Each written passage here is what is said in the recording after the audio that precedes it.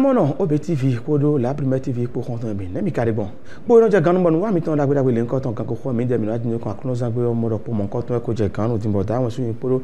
awon gan le po mi de mi ko do fi gbe to si nkan yin awon gan ire apa mi ton fi ma kan bi o me po yin poro ko salado ne kare gun ji ma dagbe aji ma be sin Nigeria kabi ko no di na be sin nkan no che o mo sin apa pe ya o na mi ta dagbe che o mo ne kare gun nya ndo yabi Depo e centro wabi kino cheyo.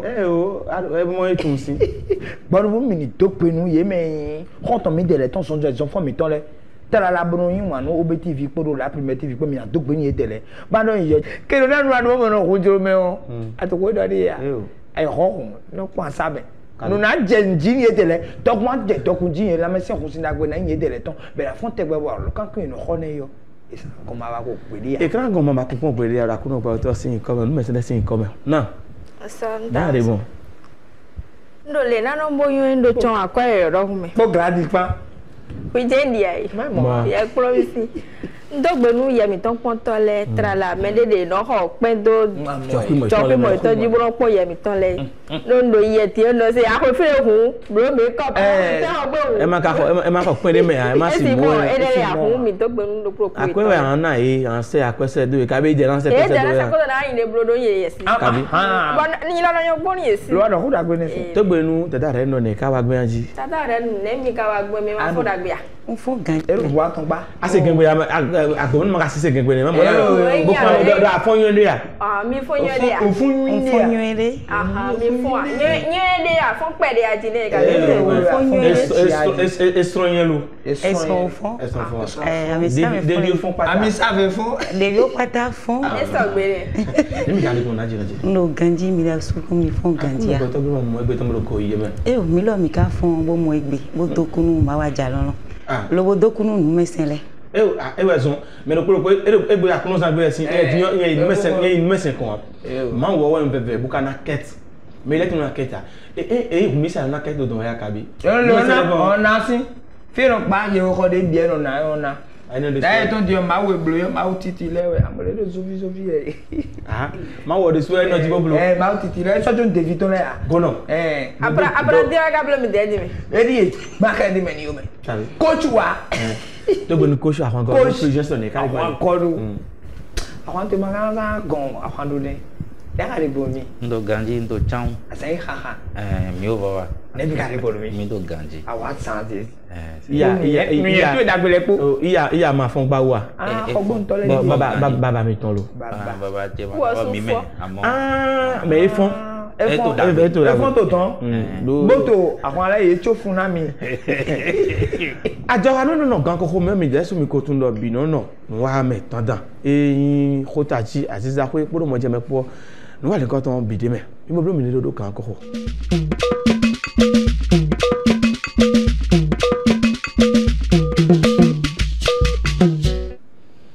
Khotaji e mina zero ateji egbe bo mina kende go bo mi no ko mi ton le gbe mina kende go chubo me ro kho sa file mina do ego mi pe o we yin te. Yonu eda lo be ro apa me ton sin pe mo pan di e pe wo pe we ro po pe afoton bo ma ka mo vibo jia e ka rin e na yen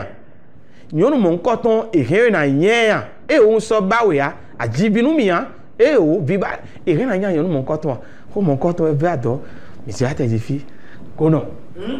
nyonu ma ka mo vibo jia da si be mo vibo jia ko mo pan e ka rin na yen Saguto so fe cha soro to o enya do chire e he na yen aji o e na mo do chire ajoka ale do e he na gbe aji na mo ajoka e he on yonu mo koton e he na joedo aji o e ma vi e ma vi do dagbeji ne e he na joedo do aji do nu e ayi bo kon o tobi to le no daji be do yo fi kuma de me mo daji e no to povo ha Kabi. E mi mo do povo ne. Fi bi dem ko je. E ganji. Na. So down so. Ene mi ka yon ne bo me lo bo. E na imo alo be ka wa imo. Asumi ton re ina yamia. Ho de mo mi kha ba ne no le kha. Kabi. Kaji. Ho ne mi kha wa egbe ton. E kha fun. E na yen. Bo kha yi. E o esiyan yon mo ko ton. Kabi. Ba to mai ma wo ni. Fi o ma we kon. Ma we kan na. Ma kan bi o tata re no. E o we go mi ton sin yon do yon mi desu mi bo mi ka ya so pe be ka e ajipa de bo ha bo zun gbe no pe e ran ya yon mo nkan ton o dani wa kana nye kabi yon we amo lo bo do hona bo mi do hosi bo aja patwe bo ja patwe bo mi no po kakanu pede bena si fi maji ton to ba nye ete ka khale do je yon wo wezo be ma yin wi me sunu e we so akambi o coach de so do e won do mesin azo we ye de no wa e do won do me ho e we mi de mi no pe no kundego won do me do na fa alafia na no won do me o sika we mi no ho won do me ho ka me jate jine nyonu mo nko ton ka asupwe lo be na gbana e blo pe wo pe afoton be ka mo vibo jia e ka re na yan nyonu mo nko ton a coach nyanya hole mo wane do amolo vi nyonu na jivi sunu ko yon gba no ko non tonton de mere mo to viji e ma ina ezo ina ndo e ma wo ezo mo ma viji ne no en ba no kokon bono tenpon mo na e te jobo e ma do viji amo me nya hole pe mo wa blan e wa fine ha ayo e re na re do fine bawo oh de da le ko chen ko ton na mi gon nyonu mo nko ton tentu makasi nya no wa makasi nye o ndo je ke de mi ro po est-ce que mi ka jije bo do mi de me do dagbe asiti amaka ro video a mi gbeje mi de me pon we go na do fine do nye ton we o na do fine bona do de ma ro jiji we a he na ba yon devu yo me bu wa pa do me de o sin wa lo bo jivi we a hun ale ni bo yen mo boji e makale a hun ale ni mi jin we koi wan yin de mi do si ma ya mi suporo mo pon wa aya mi ni mere wa bo mere ma jialo merci wewe e me de bu si fota o kun mi onu mo nko do yan do fine chu na do ka so to boyi me de voa fine e si ya mo ni o ko sin ni lo mo nye ton en kan se ten do to ma se ten kabi o do fie mi be signone un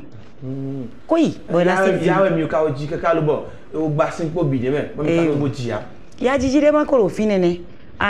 iba hwede me so bokporo sunu o ya nyonu o ya e ka nyonu o lo eni nyonu o we o bo wa yin de do metenti o we me sunu o de do mi ya gbe mi o alita me ganji choro mi ya gbe mi a no agbe mi bo nka yi bo ma o ka do ami bo nka mo mere fu bo ji po ko ma ka ji alo ni na ko gbere vle lo mo no ko mo je me to esin na chelo eti na jinoche ma kan bi ona bro yon mo nko ton tentu be makasi yen aji me wa sofwe e ya sofwe o viwa na so me na sofwe sin fui me moasu bo me de lo moasi bo mi do mi de le me bo je po bo e asin fi ma ji utu bo anye do nte utu vi o ma we no na e kai vlavo fui me sunu we ka son egbe sin azan gbe di kege no sin sun le bo e de ise do to ko mo de mi le we sin yon do ho itan sa gbede pon a bo yon na fini bo eyan wa lo fa sunu sin mele na de do ji yon no we sin sunu ka tun kan ji de mi we sin ba ni wa kan yan yon mo ko tan asiyan dama dudo li e no dudo afin ko me flavo eyin do yon wo wa mo do emi u je sinu gbonugbo e kan na do no asutan do bo ta yon defo amo e de bu ko doro a pla yon mo ko tan sin ko to e sa bon ado foton e so gbe a yon defo ka wa lo ka mo lo bo jibo we ka le po fini bo ma ka jiji a bo eyin awa zone viton je bo jile pa wa jiji e ka yon ti so mo we ka wa aka jide a ayin yon mo ko tan mo ko ma mo jia a ran le bo de no ka be po fini a na no fini sin ayi sun le bigbe a na yi sun bigbe lo e ye ko ji ni e ka mo da jesu no we ho yin wa zon de bo sunu ka ji o nte un ga le yu e so asofrufru ka ne sin do na you feel for so na emoji ale for dey vlavo e na emoji ale dey but nte un ga go sin fine me na wa bo nde budo we o e guru wa yin mo do yin po sunu po mi no yi ta fla adopte fi bo fi o no kan mi tan ena yi me le bo bi kan ji ba na pa mi tan bo so hesin e de popo gbedin sin abi o ma kan ho bi o coach joba wa che hu mo gan fidile ti bo ye de le o esi no blubu e to le utu ewa kenje mewu be khole ko ngbe hwan de bole wa khole ko ngbe hwan atongo hwan enego na bi ma uka na me ka no tun amno khole no ko ton ko ngbe baka wa dasu pe ewa mo asulu wa da wa jasu mo ko ton pe boka so mo fi boji ya be ka do evo do ma una we na nko ko igbe ne bo fi mo nko ton fi ne kaka bo wi me sunu aka se coach awa se do e o nu blu mo nko ton wa bo ba bipo me mo nko ton adoji de bo so da pa ka be no fi ne ya amoyon de azeboda dagbe de ina we eme vi kan likere yonu timbo de a mo bo de ena ren dagbe na wo nu konde ya teto azonteme bo mele bi no nko to ke o viene si yo vo de lumière de rien na we santo nu kon ba ma yen o exemple amoni amoyon si na lo tegbere yon si dagbe we ina mele bi to gbe mi to me ni mo yen. Le droit au bonheur dépend de la femme.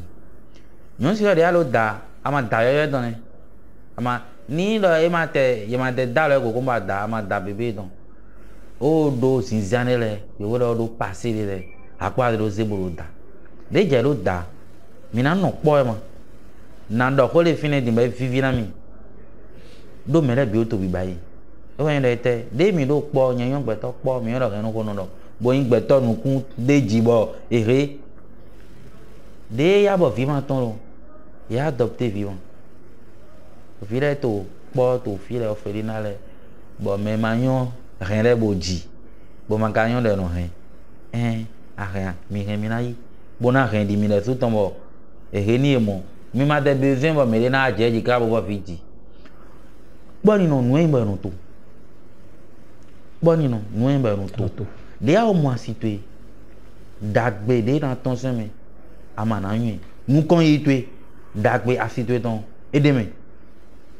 o exemple ni mi tete popo ma mo viji ba ye akan pon krabero a si lo raison eyo o gbe tin ton o yin kon ni viro yen eyo mao excusez-moi mao régler problème mais les volets jibo ma re no ren ni remina yi bo ren di mi la so ton ba na ba sun da sina mi do so on dit mene rien et timba mele bi non ba yi mais matin o do besoin de na do mi na to mele fo dare jibo singi di na to maison to so eyo mais so so tin di mo ni e wa do mo na yi you don't know quoi bon yi fi bon ren bon ne pe mo tin ko mo ne go dagbe no don ana han amana do no pona sun ne nu kon yi sun ton dagbe sun ton nyon si merede ni aka da nyon le ba mo lo dagbe wa ne mi emi janu kon yi ya o han to go kelum e ma je mele bo nyon ma ka khoni sous antenne bo ka jivi e kan to go ni sous antenne ya o ka jivi do e adopter hon e yi mele bo to mo hon e jivi genesin o ka jivi nyon te gbejo ah ma do no pona mi to mi le de you know do ni père papa e me ji to yi me rento e no tonto yi no kon mais c'est vrai non e me ji to yi me rento mais de no revient no tonto yi no kon dia ma no jiro a rien ma moto na no kon dia ma no ji ma no da ya no ji a rien bana ve nu da ko to so bana wa vivi na hu ni ama ba ni ade aji e no ji ba mo ni ba ante de te tun gaji ma bi mo na me on ni eji vi dagbe nu amo ni ama ji to a hin to mi ni hin do mo yo le no do e o e na sufu yo asu ndi wa mi we ya fon bo me yo le mi no do no che fi no do o e no nporo fi yo vitile wezon be ka bo ji ya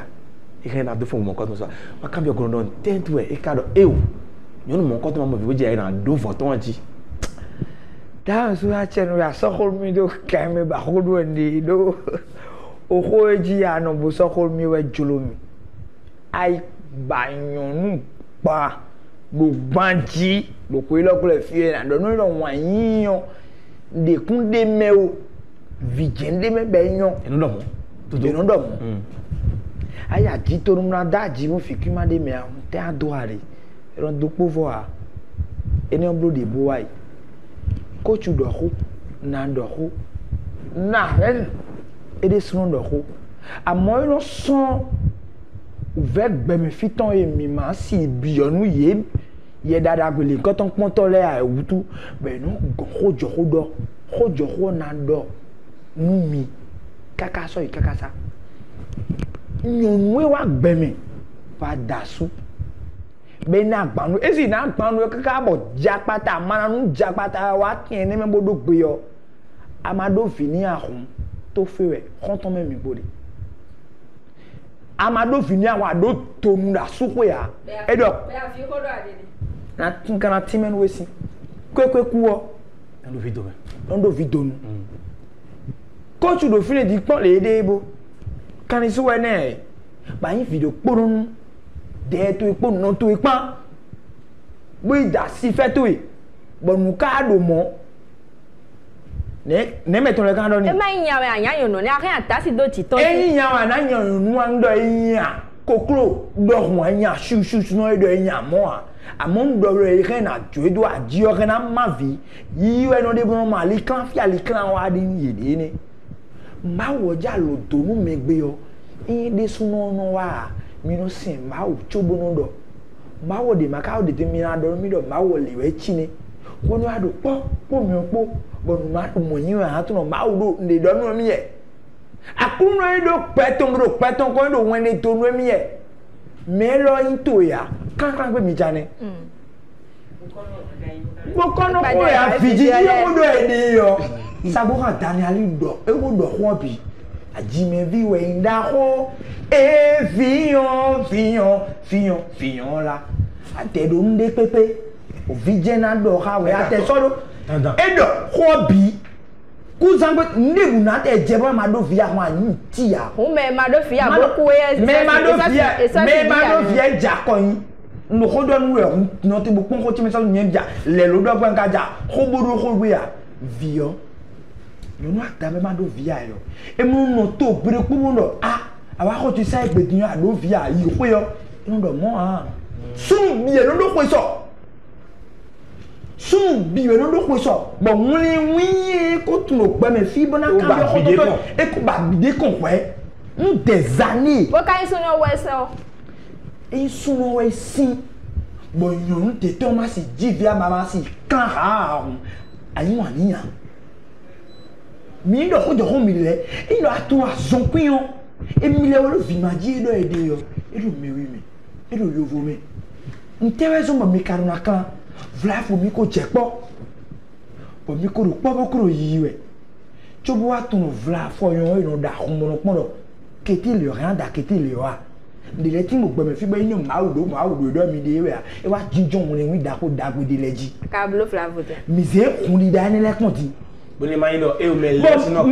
sino ko ma me le me mo fi bo ti ya je kan ko ro pe na bi o blo o tu e so sino do ko jo ko ni e no eri o yan pe na bi iran pon do agbaza me viviu iran pon do pon e ko nu ewu bunu ran le sin gbe bunu da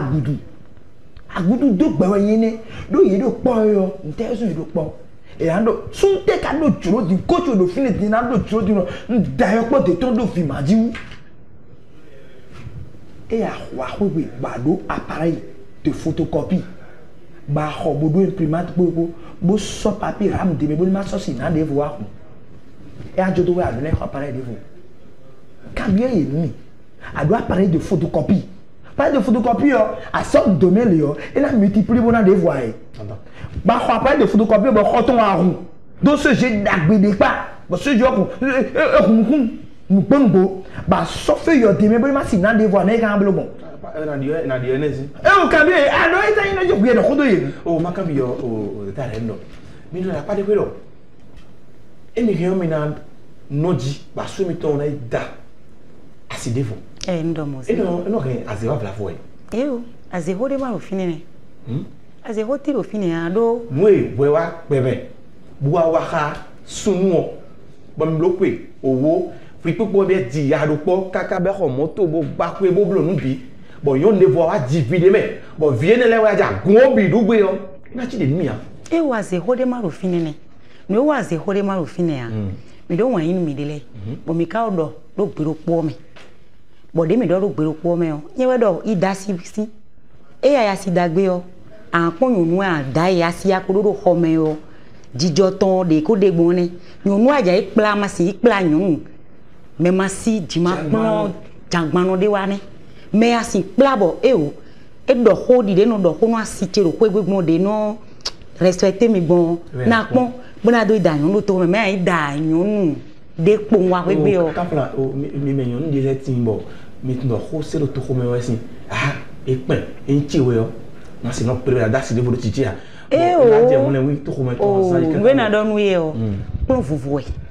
Egbedion. Nyun de le debo. Ye no no iton le sa me mo yi plon. Nyun de le de o. C'est que jami jo. Le de. Amo nyun de di mo yi plon wa suwe na jere o. Ero bi ba we o, ero mi mo ya. E ka wa mo ro po je kona o. E na si vi maji utu. Ben le vodo. Bona do na jodo. Eh o. Why de suno de sudoni na no bona do asie ni o mi na jodo a. Bo fofo kosuko do ho dino je. Nu o de din pe no do rupo. Ah emere vo vidi chobo emere buna ton a. Mene na botele ton we pa su to po edo gbo kwa boblosi. Munya ho de makoro finene. Adas do jije o ndo je nko hin azewa. O le wi o je voto meton. Mi na mo no mi se wa me be di fio. Ina be o pere. Ai ero fi po. Belo oro sinzai. Po gege. So na de go na so. Ka ho to bio na ka ho bio ti o mo. Tokuno. E ya lo wuli sin teme o. E no pour le meilleur et pour côté mi aga bio. Meilleur que les so pere ya. Bo piyo ba ton piyo me. Tokuno na chen we sin. Ho to le no chejin mi sin. Man don si don vun we a. Na di don do ho din yo. E do ho. Bo le e rin adogbe po. Mna ho. Apa we di. No te wa ma to do nenu we. E rin adogbe po. Bo na yi mere fu bo ren. Fe do me mi bio fe do me nu yo wa bi mi awa me wi enu mi ti no pa gbaza mi tombo. Abio fe do me di mo na kan duo. No do lete me rin ame. Lete le te content. Lete meji. Lete meji. E we no ton njone to e don chede aso mi to ko tun mi. Bo na dayon 2000 vla fo. Si ma gbonu hala do vu, we no zombo hala no adove. Nyun de bude. Ba suto ena iba do toko me bana kandeji do lo. Ena si asiti yo. Bere kon swat. Ena tu no jire yon no jivi no emi yo. Bu kun kuna se mi to mi na legbe. Mama mi gbosin ra lo vu. Mo do mi de ten me. E o yin wan we. Le nu ka de we zo mi so si no ko a. Mi no pa ko ni bo mi a kan fa fo bo mi de so ale ton me lo so ale ton. E me wo le bi no le ya bo no mo fi bo ji. Bon me do ka so si gonda bi wa me do pe ya ba so e jo no vi no do ma o ji di o do na gbe me ton le ni. Aka to je ke o ma ka horo ko bi efficiency afan kan. Do mo le wi yo bo de ton timbo e o no adopter. Ma e na diyan si se jen we e wa do pe gba pe do me diyan. D'accord mais Yo fe gba ni si tu no do renu me. Wa da situe. Be do renu me. Bo toro mo no mo. Dada no mo, tanti no mo, naga no me bi no mo. Ba be ka mo khuru no ton. Ba mo fi. Zungbe ne mi yo me na zungbe mon koton. Moi dans nos points là ouais. Oh, il y a des va adopter alors yo gbogbo yi. Mais yo le bi ba je kan yo. De mi la no ba egbon mi ma no ba dide no ba egbon ko. Do ni apon han mi ton la mi. Amu no yi ale timbo, ye mo no divi. Bo yi ka no rin vile le bo. Vile le hun e ko no hun apon no la e mi ya to di amo me ko ya to do. E no rin ye bo. Et ando fille ton o gege oni do minamo gege o coach minamo do grand maman de e o me do di bio no bio sinon o sedo zani vlafo o grand maman we ke no bina moi de do ate men ga yo yin po won nu lo po de yo vo don na de ni yo vo jamba e woton ya no yo e na kan we ma bona e ran ba ito o sen sinu kon cambio sinon ni me ne we mu ya do ne mi to me gbeji mi o to ba yi iya lele timo no jibi bo yele no rin o vide me le vo dire ka ye no rin bo ye no hun ando yi ton e ko su tumbo hun amo lete de te no do me de me no ete yo vo ton amo no e ran fe gbon e ando ko e na kan o ma be na sien no jani ko su tumbo la lete de te ho jo ho e mo ndo ni na mi yo vo hin pota wa mi do yin zan ne ma wa ni na mi awon e han bi ma mi di do ne mo hen na mi awon amo de je bi o be di nanga do mi le so do be ba fi de le no ba egbon lo je ndi o bo ni mi na ba di de no ba egbon e di do mi to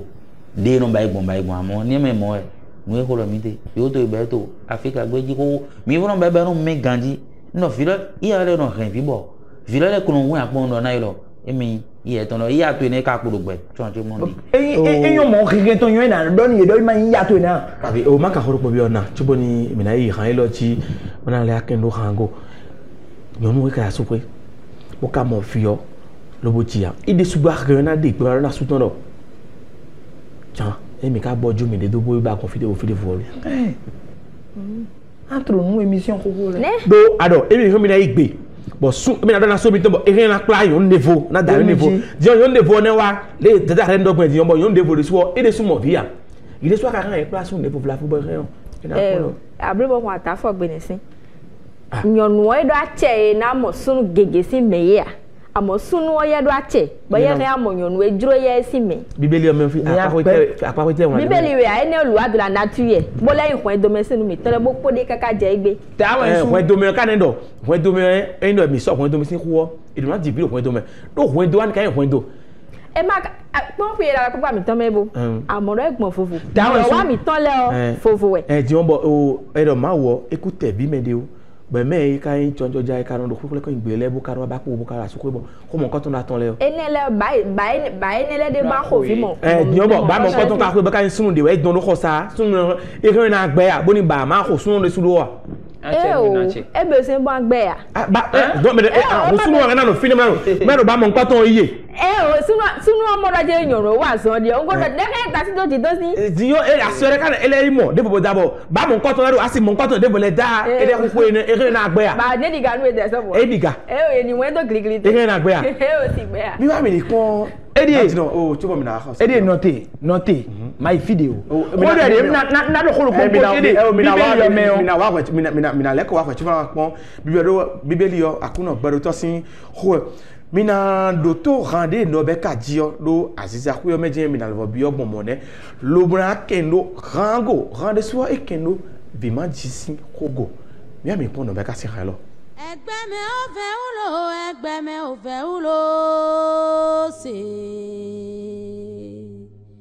ẹgbẹ́ mi ò fẹ́ wúwe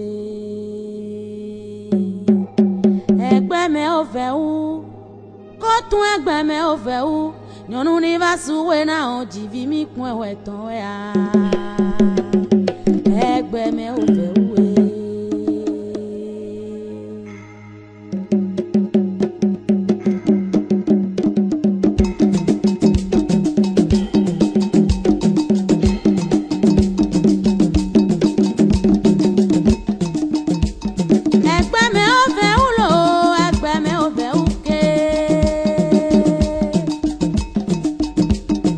ẹgbẹ́ mi ò fẹ́ wú dín ẹgbẹ́ mi ò fẹ́ wú ké ẹgbẹ́ mi ò fẹ́ wú dín ẹgbẹ́ mi ò fẹ́ wú nyɔnu ni va sunwe na ɔn jivi mi kún ẹwẹ tán wẹ ya. nyɔnu ni va sunwe wẹ́ẹ́ tán lé lé ɔn tó jí lé ìwé náà ìsúnwé náà yé ìfọ̀ yé náà sunwe náà sunwe tọ́ yé náà sunwe náà sunwe náà yé náà sunwe náà ìpọ́nú àjẹkùn mẹ́lẹ́ ìwé dùkú náà bí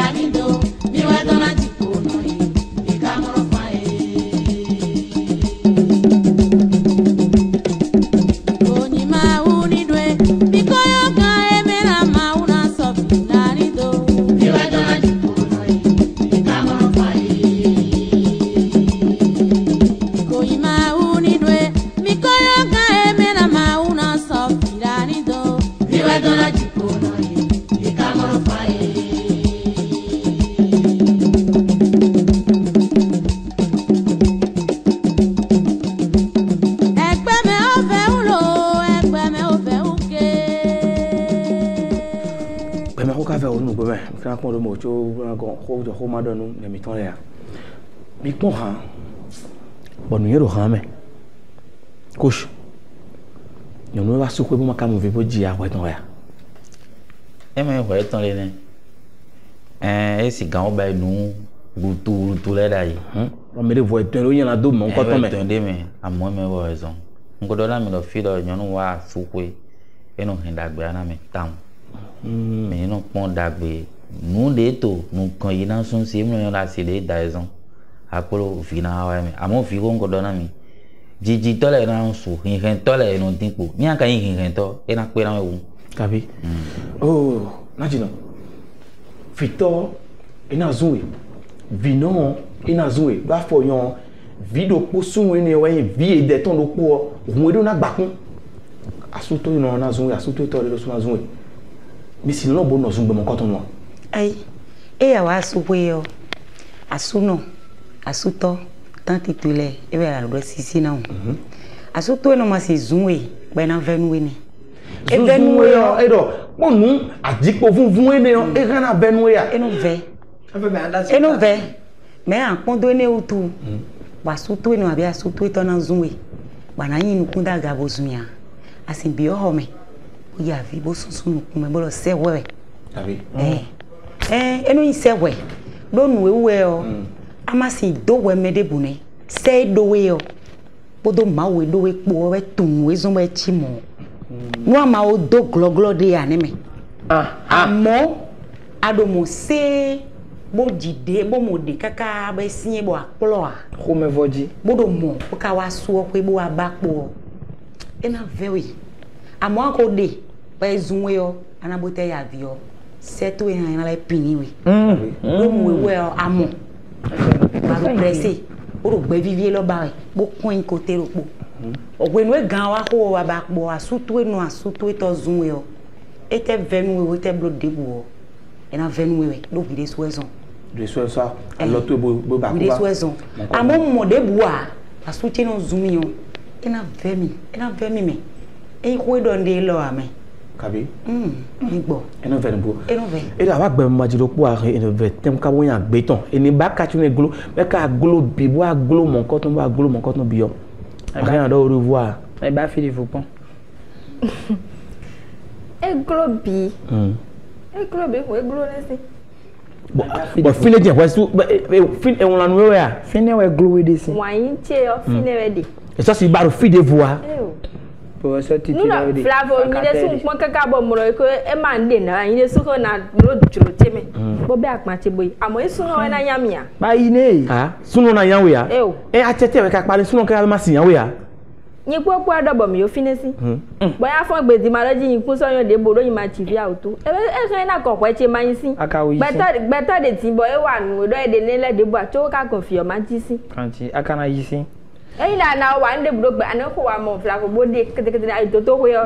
mo do lo sin bo suno lo yan do mo je meton sin amo ma na wa nde bo a suno bo ai don bo ise o suno lo kan de ti do asi che de wa izan gbe olu de to ba fi opo atewe gan yen ani oh che mo agbon ni ana lo na kaka lo khonde ndede jine bo le abo awuli alo la khosunu kon bo le ba ma unu kon ale bo wuli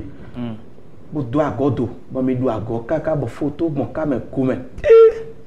mon père cadre pour le meilleur et pour le pire on mi wa khosa kiti kaka ku aton ku ewo ku afoton même mon fiboji a était na di no mon koton ni an do foton wo no vi ara mon koton keke be no yi alo lu ko ade we fe otuche amon koton keke be no yi bro kan klo to bro pla bro yi ma version yi fa kan ko on ko mais keke timbo album de mariage et ton po a de mariage po e lo sa ke to me bo ni yi mo pe to bona sojo bo yi ko e san pe ni nu le yo ena sojo hun chwe ni on to ne ko do nde ya kaka ba fi opo na do ko do timbro nchilede ekuna yen mi o amo mi de suno mi ke mi na da pa mi ton boyi so de mo ja me yan gbo yan me kokro do ne me yan to ma yan su si pata me le declare de ye do ho na ren do ho coach de so na coach etie o e de su tiro ko ton le bodo be do ho cho ga cho pe no de su o e ka donde Genèse 1 fin 8 madame we an ti no yin no pa ko bono don et donc une mode sous Dieu les bénit et Dieu leur dit soyez féconds multipliez remplissez la terre et la sujétisez maintenant tu dois finir mi ya ekpo soyez et des sous et d'agbeton ma wo et da son po yon po yo tu es na zé à baza do son po yon po tin yo ntezo mi kono tu es enfant akuno belo to de sous de ma du yonde timbo te vine e do yon bo te vi we nya ko video na kporo bibeli me kaka bona le amo vi ame pa bibeli me do na we de kaka ba ji vi pa bibeli do po me fi ja ka si do na we de kaka bo me de ade ka ba fi po de be e do ne ba sia ko pa do we e a situ ya da pa ma mo vi bo dia bon oui les des po quand je prends l'examen spalpengographie il va spalpengographie bon mi bro mon coton yo ça vérifie la trompe et l'utérus bah combat et globi alors voilà faut son simiton son oison de yo bon e jere do tem vitesse fiki mon coton na do boyi yo fiki te no bro lobby ba flafo na we de ton mota we no kun bro nu kon e si chabo na via adon mo fi de bu na glo mi a jomi de do on ba ile so na ba e no bro lobby e ton don go e be na pe bra mo te mo chado kan po me mo na mo we se manyu mi we de manyu no bi yo ada hun to ku mo mi do si bo flafo ese to en bo mi ko tun na ya mi obi ba flafo e ko pe ya mi do ese so we no po a relu na wa ni bi wa do pharmacie na wa ni bi wa do ku a ese ko no do mi o nu akoda bo flafo e ko ji video fi de fo bo flafo we e ko ji ye ya bo aso maybe ma class suta wa gbe ni ba so we gboro fi ni bo ya dade fo o ji fi gbon me to bi tu na ko ji video cho wa me be wa kenu mo ka to bo be wa kwa kon bo ma ko ji vinu won ya o mo do suno we khore ne enu le voyan rentu na le pe lo bo le yin o ji video mu ya do kun lo fi de fo do kun po bo ka ko gun mo to kun wa e na no ku to bo yan do e do jere ikun da su renu e no da ani ba renu ka re no vi ba ile si mi de ma do gbangun mi ton ba renu de afi ba renu de sin bo ka momo ba yin wa na se fe to e ayin wa se fe to bo a se pe de we be ba ti fi ayin me mo ene ade won le re e ya do won le de re bo kun de suno si zame yon de fi ba vla fo e no tun bo mi zan won le pata mi ton le fi a ton ayi gbon le le ne ka yin rin amen do de tun bo yi won le me bi ton bo zan be ma mo an e no jeje bo no bro bilan ngbe we amen yin wan we ba ntun ko lo ra yin wan mi amo le mi an blogbon yo a son sido yen wu e sido ko wu me a jo mi de le do bo pon boni me de popo so ali ton me de popo so ali ton e no yon wa mo to bo mo fi to mo vi yo na mo a do me we le bi sin gbesi gbele ya me no ko ton gbele yo e yon huro me no ko ton no me we no me tubu ma le do ko no yo yon de lede be de yon ko me mana do khle asu e ton de yin wan yo me mo ko ton no capta bunu jenu kon bunu ziasi bunu dasi no asu e ton bunu tekun kaka bunu de khle asu e ton no mille wezon parce que ton no yin viji me le voto yon nu flafo mon ko ton e wa nu mon ko ton yo yon e yon de lede bo vi ma dit ton agbo we nu wa ko gbe 20 heures e na le ke bo si yo tuwe mo na je zuzu mo di flafo bo na come ade e ti fi nu ya ba kan le po we nu wa ko gbe na do ene e ma wo ji han o ji di do me mon ko ton yon do fo e ton do ale kan ton ko e ye me aton na mo ya bo o e do khore de mon agbo ko ton si ya kamla ka fobi omi yon let me no mo fi omo no jia bon ko me FIFA na no wen do me e kale bo do wen do me me ko le kan do FIFA we agui no dogo me fa we me vi no suno gbo we mo wa we cha won no be jele e ne ma mo jia o boy go me rien a dit o ma bon content na bon oui mon coton jeno de bo khoto me fa yon mon coton ko i coach e pon fi won pon ba e rien a do boton no bo a no fa wala ya ne zo me na ko so gbe bibulu gbe do e ko si do boton e do na no fine yon we do na yin ba yo to bo do wa do me na no po mo amo yon si de ma jivi je so do ko ma no vie na flema je wa file ze pa na mi ze sin na mi mo de ne mande kon e he ton bi o to je go bi dia lo dembo wa he ton na je file gbogbo yin o vie no do ko gbe ne le bi bo e amoro yon le fifa no timba no pe no kun ko amo vie ko ne wo ma o be bo nu kon yo ti mo nka do na mi do me yu le o yo kun be ya pe o wo no ba yi ni amate ji ahen bo lo po tin na na honton che de to nu kon ji ho ton no si bolon hen ganji domi e we nya no le te mi o 7 milliards to ai kun ba lo ji di bo no e bo vivia mi de do se bibel jeunesse ko e do ma ba jan do fo le se mo so e fécond so ne po des jeunesse moi do no mi o 7 milliards sur la terre to di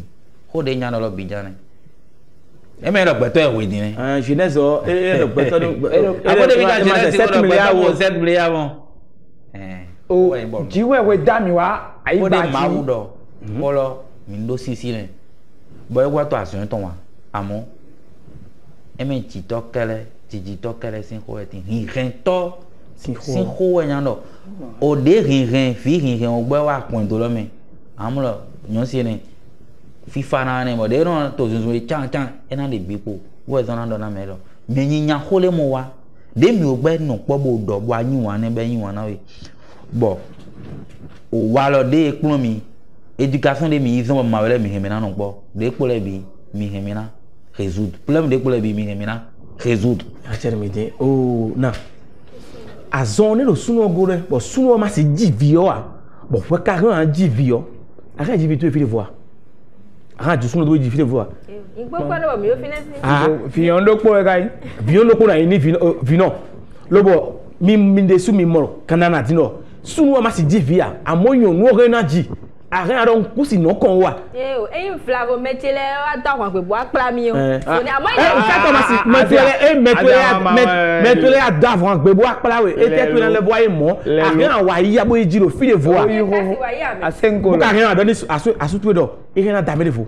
na dàmẹ́tẹ̀ tó mẹ́fẹ́ yẹn má sì jókè ẹnu mẹ́lẹ̀ fún. ẹ̀rọ fi kí n tó rò pẹ́bọ mẹ́lẹ̀ tó ń kún pẹ́ bá lọ mí kún sí i. fìmàjì yọ ẹnu sì ń gègé òsì ẹyin lọ pé àsọ̀nà ló sún kàmíyàn òwú tànàjẹ́ ló sì ẹnu lẹ́sìn òkun ẹ̀dọ́ mẹ́sìn mi tán lẹ́lẹ́wọ̀ fìmàjì de kwa ira tumbo ide de ara mi adi mi to se eno sin nu ye sime le kwa ba vino fi imagine ko eno wa e wa bo bo me to ko e ka bi nu ne sin aso ni to te ya o na ba na ntuni tadare no ena blodo a amblo se azon do sunu ko ba sunu si ji abo nyonu ka he na ji aha na ho zo ene ko ni we o ana din ba me o we di on we kunkun we o supo nu we di nye o na jivi bo sunu na si jivi a o wan yi onu kekejere nye o jide bua bo nye po sunu popo pe si sunu o na te ko ba won ni sunu kaka wa niveau bo e muro e o esi pe wo vi o masi na sichi bo na to lede iye uto bo na guma jini na te ko no wi nye na yi ever bo me kana yi mi yo ino je ko mi so na do do ko me a parce que vira city bedo yesia na yi woni e kado asi eton mo kara si weton a e ka si ni ahoya o nu wewe no ma ide mi o fo be se nu na yi o condition vo me di ni o njide pon a e de su gbeto sunu o dia bo nye kado problem ti a e wa no do je ke mina ton boba no le so bon be globi yo e ko na isi ma si jijan ro fini ku yin sama jibine bele gun bele eklero o gbe asu wo ne gbe ni weji we o gbe eklero gbe asu wo ne o gbe bodo foji ma si pa ndo je ndo via bon ko ji nu kon gbe bi de bu wa da su bo ye da bo ye nka da o e mo donu de ton de rose dia o mi bakaka be golo asinu na le kin na le ba wi ni ma ji fi bo so ani do ada e o ji o fi bo so ani we a ni yi o bele ma to fi yi ni o ma yi ai kun ma ji fi amo na do ko jo emi nai nyama varie ko je me won ni te no ko lo to sun si lo de we de bo yon si lo hen na jivi ye hen na hen vi ko de ndo le te me hen ku ye na ba fi bo kemi mi me do mi po e dile e ja iro fi o ne et mon vibo dia vivi loki et carré na hier gono le rien rien ko sur le kusinyao na red le kusinyao na ino de sur le kusinyao bokani sunu go ya so de bo sunu ma kasi jivia boni karo wimenyonu go wimenyonu akana denum na no finia e aso ma si nyawe ya wimenyonu akana tno sunu ma si jivia akana denum na no finia mo kan yo fie mi do bibaro mi lete tin edo mi je me na apa ko revu ewe yin mo je me do asisa ko me yoze bon ala de vo pa mi ami mo je me si apa ko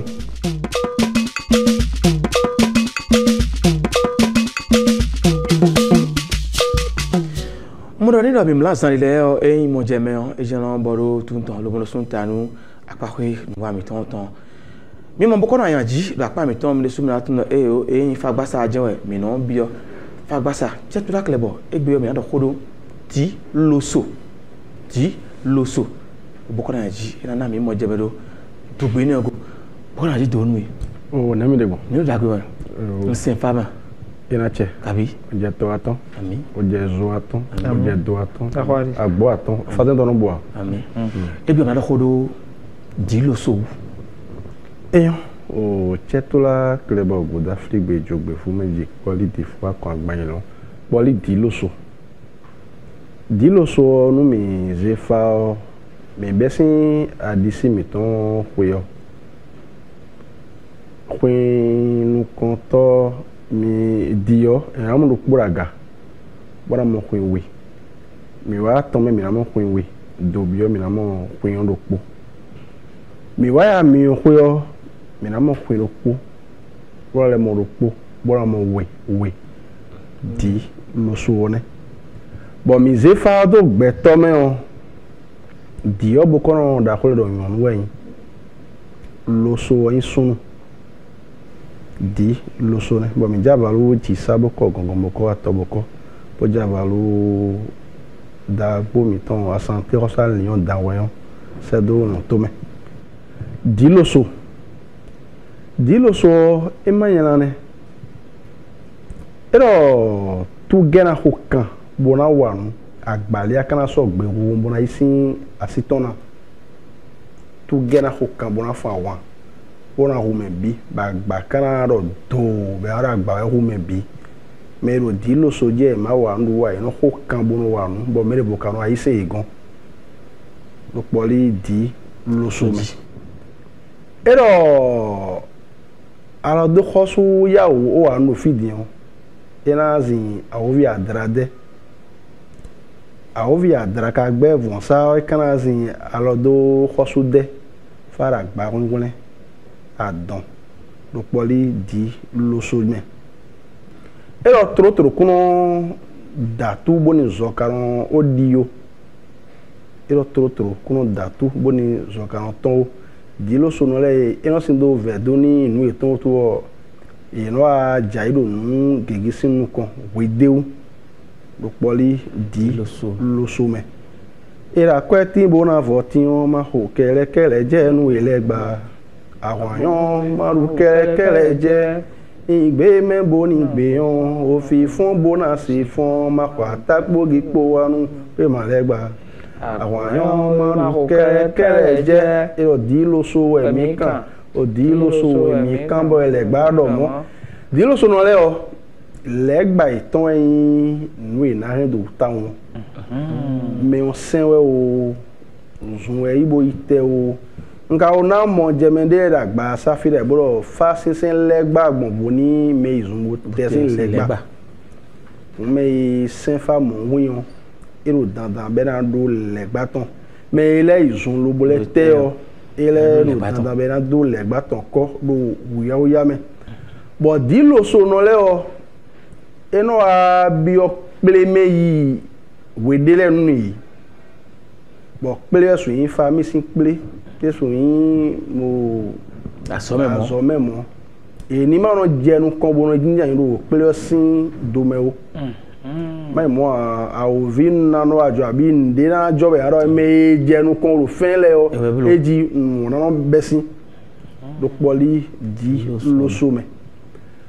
bo di loso odi o nu me on e kan we o sen o zun e ibo ite o mi ndo ni me ro e to ndoro ko tongbe alo iye barabara de junjon ko tongbe gbogbo tese adra ton ede bo eno odero numu wesin dali lo poli di lo some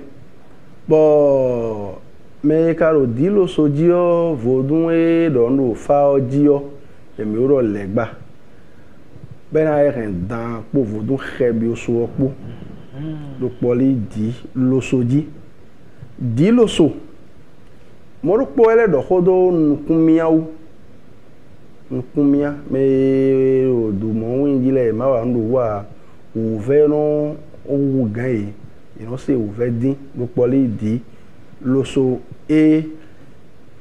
mo alo e sen abe ikan me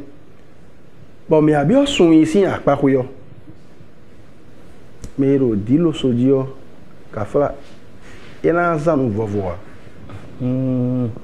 vovo ve me mo koto e a si dagbere jani yun vovo ko ni ma da o cheke do era se ouveta no bezaton vai ka to ero izun abi yifa chobole puro wezunji amoyi me o do yun vovo chobo yifa we o mi suro ni yifa mo gbe yun wa kun edo aru adrade ro faton di e bleble do poli di lo some fi nu vovo de o mi amoro ami vovo me fene di lo so maintenant du trop ah dendon o trop si la ene no vika ba du ene o maintenant duwa to poli di lo soji e ko ni se kon bokora ya jije yo ina don mo jemeto oh no ya fa ko we wa fla fu buwa no kangbe wa no mba to na gbero mi gan apa mi ton sa lo le ka de pa chikuyon e o mi danu konton lo dawe go c'est toi que le telo so e weton o meon e wa ja khodo gbe o ilo atongo fawe ibi kan me ka kan ta ko fa mo ko di lo so bo mo di lo so awo sun tele ka be na kan me kan fa be adogo fa be mo poli di lo so me adone ni savon boni nwe na lizaheru vijiji yonu tongwe nu e na odudu nu ji do alors do khosu ya o salon fi de na sin ya o vi adrade yi e ka do fe ni de yo a o vi adra kana o zin de o me o wa ndo wo nwe je ka fa do e na mo dagbere me e ka do fe ni nu we nu e ko vini jigbe o ka fa opération khosu wa ton de le no tin be no ji vini izan bo yonu no je hundeji bo no e ma jo a e no ajo e ka ro to no sisi o e ponte wu c'est ça cambio de vous et boni mi jua to ko fa do ba so e ka gbele do me on flafu o nu azo e gbele do me mo ko to mi ro mi ze fa do gbe to me on e na nu le mi ti do agbaza me on e na nu le azo e gbele do me on mi na e ko me on sin ni no me est-ce que me no me ki cloeyan e o me gege yan do fa ne sagbeboro tu gera ko kabona wa nu ba gbali akran so gbe wo bona sin asi to ne endo me oyin me kiklo boni e mo fa mo hun e wa nro otuton azo ene o edale o de plan amoyin me gege o e wa nde fe gaga gbede isi wa no lo era pe ya lo ra ko kan kaka mere vo jinalu bon asonsanji de fla fo mon koton wa da kan na tino asonsanji ti ni ele asonsin apako lo me on ni no meton mi na pon me koko agbaza ido eso me wiya me vo ero mocho e foni me wiyo pe foni me wiyo pe me mi na ton me osin agbaza ido bo bokono ko ko tarpa chuma na ka horo biyo bokono na kambio kono do ido horo na kambio khodo bukon re tin yo khodo kede e khena jebe na mo tilo so lubona le kan lubona le akon du jimando mo do mi de ganji eromo bukon le kono tumo ganji bukon le vo yiklo ro mesi kho o kafla bokono mo ro nu ye wa na judo na ya Dumon koton jio flafo. Adra dede. Bonanu enondo atra no didu no kwita ya to kwita ba atra no fo ko tekbe yo do no de atra mon koton mi ma si de inu mi ya. O de adra do tojia. Ni kan na gbapa to toji. No gbapa to do toji. Nu me on fa sen kabi zunwe ibo ite. Mo yo do fi dimbo ni me on e da yon bo yon no yin me vovo flafo. Chobo fa ji on mo mi ka over me do adra de bleble. Fa ki ka pon mi oro fon sisa. Me senfa alo me teo adra no parce no yo fa ji o bi puisin vont edora o sani. Mais fa ki ka o no si ta kuma me o ka fa do esi vont e no tia bono musa. Era chelo e boko na ji donumi we tenwe ka rena aje bena dala teme mo na mo tilo so o ku me boko no cheche dio akana kendo baro ebi yo fora joto. OK. Nous mais la sonzandi. Mais là dis-moi mais la sonzandi. Ben ka fa bo mo tilo so. Bon mais oyin gbeto alopa ina yan. Bo du mo yin o ja yo. Gbeto alopa neun. OK. E bi oro me oyin me gege o ete wa ni de buro me ne o sin dalio. Ina pe ya. Ina wa ni buo. Ete wa ni de me o do na do agbaza pe de. Tubo. Adu le gbagbaza mo mi o yo Le gba era kro de pe de ba agba ma inu pe vi ne. Agba inu pe vi ya. Tu e na yin bu leyito bo fa kale jayo e o wen a e o vo e trolo a mi no le pon eneleme Bo afọ yen bo enwe blafo. Enwe fo. Enwe fo kun e wa nde fene e da pa me dia. Be ka introlo. Ne i vo trolo. Bon e no le cambio do fa je e ka savoro mene o bo dagbetinha. Ni fa igbe o. E no aso. E no khodo. O na. Ado ho na cambio bo kono blafo. Huai moinho peto em kege de budo na mo. Radi de nu po gege de nu po. Bueno na beto em kege na lo mo ti lo so ado adesi. Era ave o nume odi. Me gege jemburu fadu ine oji yo. Era ave oni. Ete de adra ni gbon de bo era so gbe fi obi. Indo bukono ma ble bodo ewu ina wale o ina egbodo kojo ko me ko gon yo ko me trolo yon eyan hu ti ka la no me do ti lo so ya do lepa bodo tan bodo do khebi o so vodun ina zufa redo na redo dilele bra mo mo wa da gbe ino ye Anthony o te da le ko na camera ti lo so ji mo me ba ni de do ti lo so enyo no involvo e consigo na dawe o o mi mu mi de buka da mi de o buka do he do fine yo dilo so wa ton mi jo mi de do ne mi o do e kunsu yifa gbogbe asio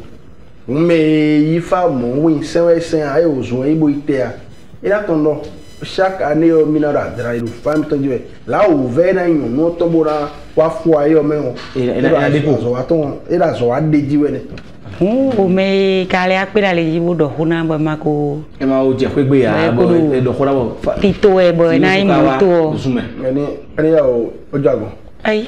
o boko na ji ayi me le bo fala fo amo vi boji pon representer me bo me gege no alo me krokro no we le bi ando bo yi kwa dutaji na we de ton ka no bo mo fi boji aje ka mo di lo so bi me gege ni me krokro yin de fame ton mi no me o yin me gege o ni e wa de fera ina mo ve do nko ndo no ina mo ve kafra vi o we na wa bora ji bo tagbara yen bo mekikro na wa bora kla ya so nu miro bo je beto e suru fene e pasu to bo bora di aka sunu kaka bo wen rayo mekikro na wa bora yen si kon tu ga ko kambo anu bagba ka wa isi asiton mo je mele du e le fene polene me ya dia bo mekikro wa du no je mo ko do yin mo ko to wa me ko ni ja so do ko ele so mo uve se de o e me la do lo to ni e jagun oh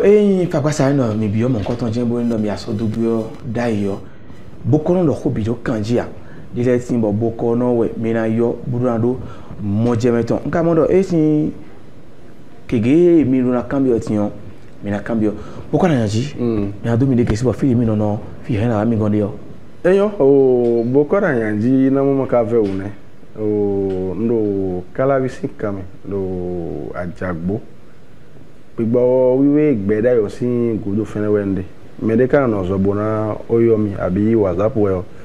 plus 229 95 74 58 53 plus 229 95 74 58 53 naso ironume ene mi sene modo egbe akunosa egbe ton ti lo so jiwe mi na noni mi yo le voir des voix mais le voir double des voix ni mi